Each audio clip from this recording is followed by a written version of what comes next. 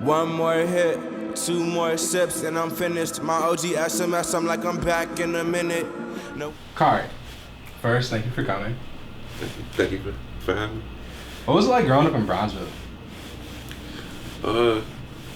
It was fun. Mm-hmm. I mean, I grew up on 41st Street, like right off of Cottage Grove. Yeah, I mean, it was a lot of kids on my block, so we'd all be outside and shit. Mm-hmm. When I first moved to like 41st Street, it was busting for sure. Like it was a lot of shit going on, like on some street shit, but it was fun. Mm-hmm. Yeah, I went to Beasley on 51st too, so like, yeah. How was your experience there?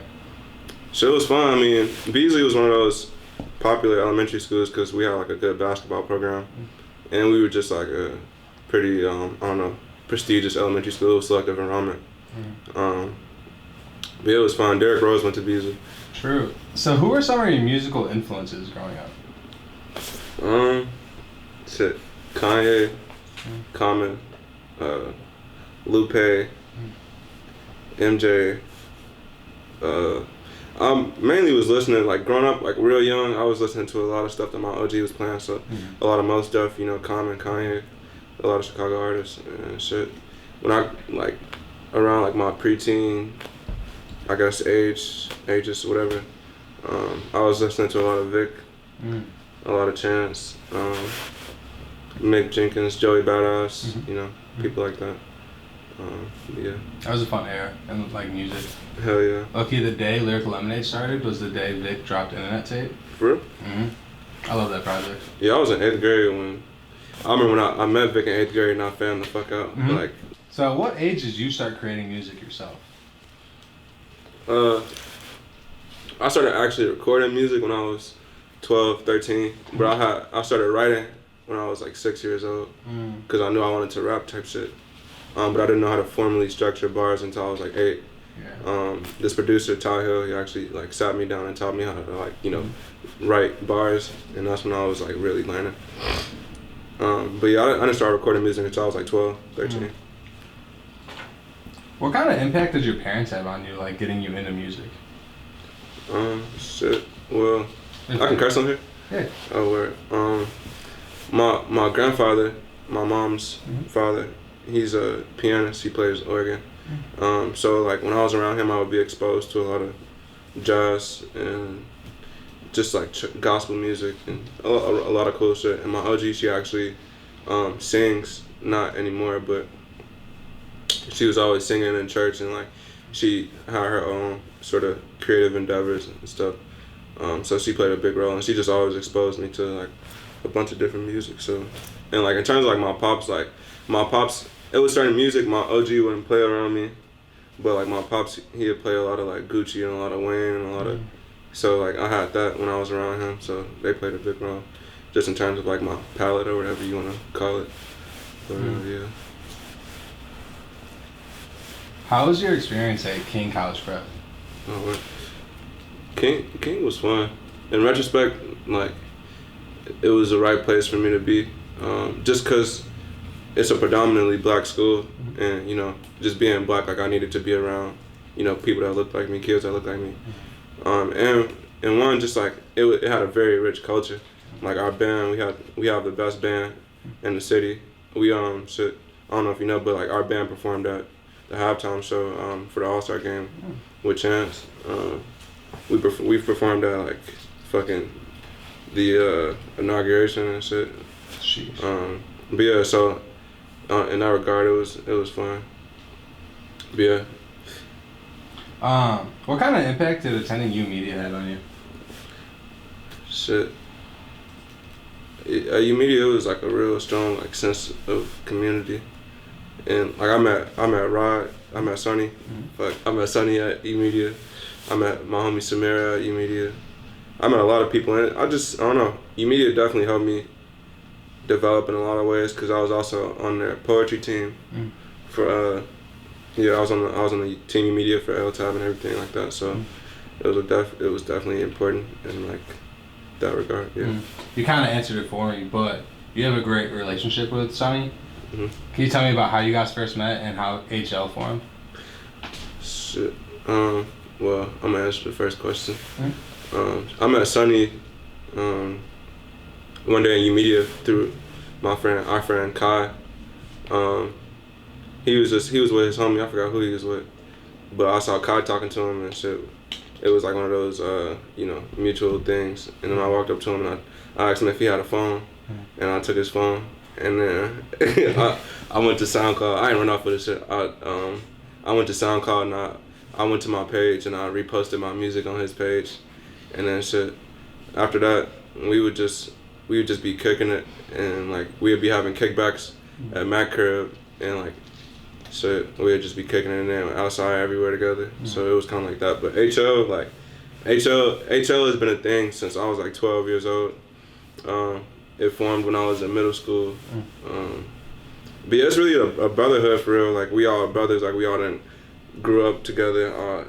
Then slept in the same bed, wore the same clothes, type shit. So it's really, that's really what it is. It just so happened that we all make music and do art and shit like that. So what a shameless way to plug yourself than to take someone's phone and repost your own music on their SoundCloud. Yeah, I mean SoundCloud was everything in like 2015, 2016.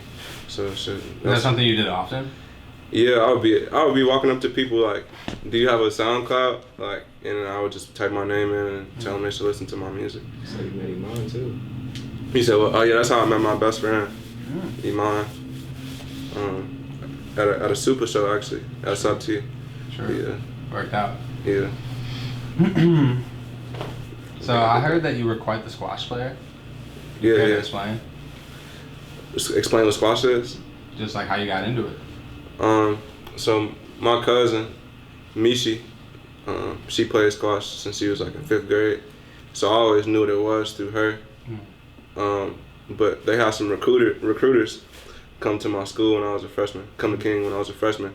And I was always like sort of intrigued by squash because I never knew what the fuck squash was. Like, so yeah, I started playing because some recruiters came to my school, and then I went to the program and tried everything out, and I enjoyed it, so I kept playing. Were you good? Yeah, I mean, I was good enough to the point where they would send me to colleges and stuff. Really? So yeah. What position did you play in squash?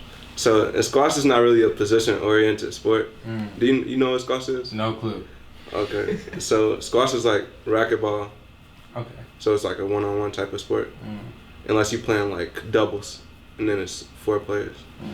But yeah, it's just like racquetball in a way, where it's like you just hitting the ball back and forth until somebody doesn't recover the ball or someone hits the ball out, and it's a point-based type of thing like any sport. Yeah. So you just dropped your project, Children Play with Fire. What was the creation process of that tape like? Shit. I mean, so started working on the project when I was 18, like my senior year of high school.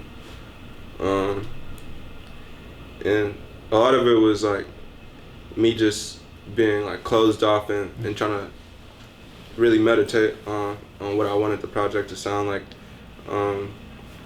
But me and Nate, actually like in the fall of 2018, we got together and we just tried to see what we wanted it to sound like, and a lot of it was us just getting high as hell and just listening to older music. We listened to a bunch of records and tried to establish a foundation. But yeah, it was just us really taking our time and really trying to meditate on what we wanted it to sound like early in the beginning, and then also it was a very like collaborative element too. Like we would bring different instrumentalists through wherever we was making music and just try to create, in our way.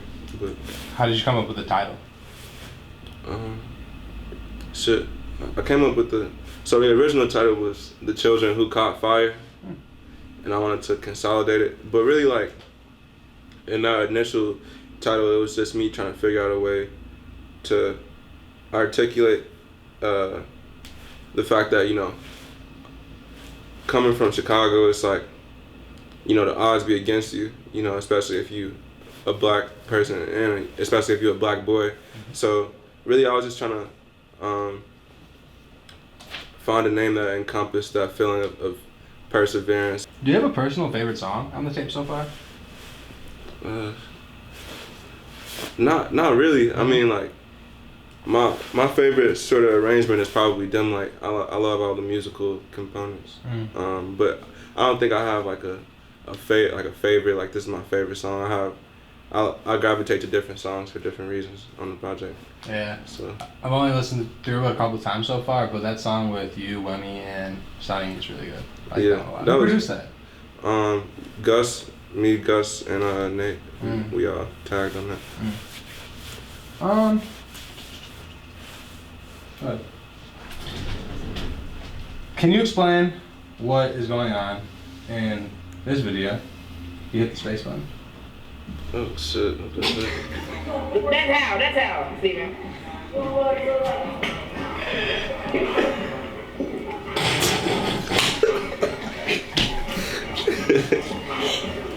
Damn, I don't even remember doing that. You picked the worst video you could possibly find. Oh my God. So yeah, I mean, in 2011, 2012, me and my homies, a lot of HL members is in this video, like Jero and Miles, but yeah, we used to jerk, we used to dance, so we had a little dance jerking group called Justice Inc. But yeah, that's what we was doing. Actually that was a cookie party. Miles and OG, we'll have all the kids over and we would eat cookies and shit. We just started dancing in the basement. That sounds awesome. Yeah. That was fun. Sorry, he's joking. That was funny. I was really passionate about that. No. What was your nickname in the group? My nickname was Robin. Why? Because we was called Justice Inc. So we adopted DC characters. So that's what that was all about. Okay. So, on June 2nd, 2012, you tweeted, and all it said was booty. June 2nd, 2012. June 2nd, 2012. You tweeted, and all it said was booty.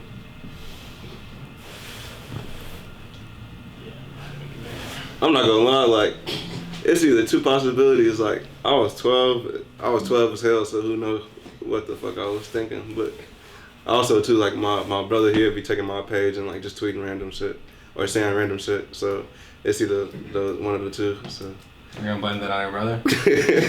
I'm saying it's a possibility that he probably said that shit. Can you tell me about the short film that you made along with the project? Yeah. Yeah, so we wanted to make this sort of associative film that wasn't linear based, that sort of encompassed the feelings of the project, the feelings of adolescence, the feelings of mortality, the feelings of growing up in a neighborhood like Bronzeville. So we took that approach. We started writing the script in the fall of 2018, around the time that I started working on the tape. And yeah, so we worked on the script for 7 months, me and my co-director, Sam Johnson, and we went into production in May of 2019. And we had a 3-day shoot with a 20+ person production crew. And that's to put it simply. Any potential release date you talk about? It's definitely gonna come out within the next 2 months. I was talking to Riley about it, but So, you ever see a train coming and think damn, I could jump in front of this train right now and probably die? All the time. Well, not all the time. Oh, yeah, nah. I definitely. Yeah, nah. I don't know. I be having intrusive thoughts, I be thinking the craziest shit sometimes, and it's just damn, where did that thought just come from? That was just what that was all about. So you do be having that thought? I mean, I don't really be on the train so much anymore, but when I was taking the train a lot, I would definitely just look at the trains coming fast, especially on the red line. Then so. What about hot stuff? Do you enjoy? Hot stuff? How you know about hot stuff? Damn. But yeah, my pops, he got this signature dish called Hot Stuff. You said, what do I like about it? Hmm? Shit, that shit good as hell. It's Velveeta cheese, like pasta, fucking seafood, like shrimp and shit, and like cayenne pepper, and it's just like spicy, savory chicken in there. That should be good as hell, but you just gotta, pick your poison, cause that shit will have you on the toilet for 20 minutes, 30 minutes. Exactly. You said what? 20 to 30. Yeah, 20 to 30 minutes. Okay. No, I didn't have this for the interview. I'm just curious now that you're here. for real. Yeah, for real. What is your least favorite fast food establishment in the world? My least favorite fast food is Yeah, like what's the worst that you just hate? Hate is a strong word, but shit. I don't really be fucking with McDonald's like that. Damn. Like McDonald's, they fries good, but it's like everything else mid. Yeah, I mean shit. Yeah. You just cut the head off of like the fast food dragon. Yeah. Like, I think White Castle is really bad. I've thought that for years. Like, Yeah, White Castle's is bad too. who like wakes up and says, "I'm gonna go get a Crave case," and walks out with a briefcase filled with sliders? My OG, Oh no. my OG caught food. Nah, she don't fuck with White Castle. She caught food poisoning from White Castle when I was like 7. She was in the hospital all I night. believe it. Like, but yeah, no, I don't fuck with White Castles. Damn, I don't really like McDonald's either. I like Wendy's though. Wendy's is good. That's fair. What else? And Burger King. I think those are like top tier. You be fucking with the ghost pepper nuggets? No, I ain't never had that They before. just dropped them. I saw a commercial. Wait, with who? that. Burger King? Yeah, man. Oh, word. Yeah, no. Um, So I be fucking with chicken nuggets. I have an affinity for chicken nuggets. Nice. Who are some artists that you want to work with in the future? Ooh, I want to work with Christian Zalon. I want to work with Stevie Wonder. I want to work with Alex Banner, for sure. I want to work with Asar, Femdot, Karali Payne. Who else do I want to work with? I want to work with. There's so many artists that I would like to work with. I want to work with Chance. It's the list is very long. I hope I'm not missing anybody, but yeah, I want to work with a lot of people. I want to work with Common one day. Shit, who else do I want to work? I want to work with Thundercat.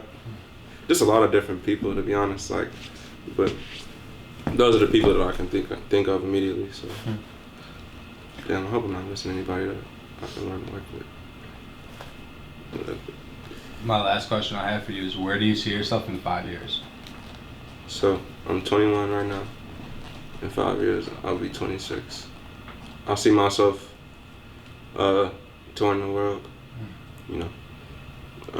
Being able to make a palpable impact across communities across the world. Yeah, so touring and just making an impact. Trying to contribute to a world or just an idea of a world that I would like to live in. But yeah, touring for sure. Taking care of people, my people. Courtesy of Kennedy, she got me drinking Hennessy. I normally go like if Miles said it's shorties there, it's a go, right?